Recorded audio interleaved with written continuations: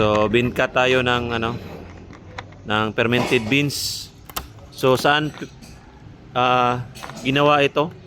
6 na araw nilagay sa wooden box. Wooden box po. Hindi po plastic ang pag-ferment. Wooden box ang mas maganda. Ito kay Sir Aldwin Dandan, San Franz, Agusan. Ito yung fermented beans niya. Napakaganda guys. Ayan o, nag-cut si Master. Sige pa. Hanapin natin. Yung violet naman hanapin natin. Hindi yung brown. Dati, brown ang hinahanap. Ngayon, violet. So lahat fissuring. Fissuring. Biyak-biyak. Saka brown talaga lahat Uniform, brown. Ano? Yan ang pag-ferment. Kahit maka 100 ka dito, 50 piraso. Cut test mo, brown pa rin yan lahat.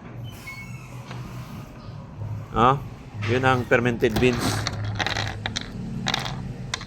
So, tinuruan natin si Sir Dandan, San Franz. Napagod ka na. Yan lang muna. Brown talaga lahat, no? Brown lahat. Fissuring lahat. Same lahat. Grabe, no?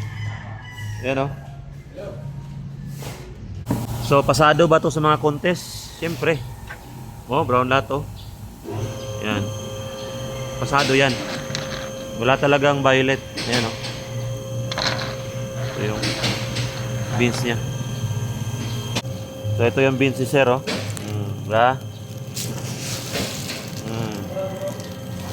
Ganda, diba? Okay.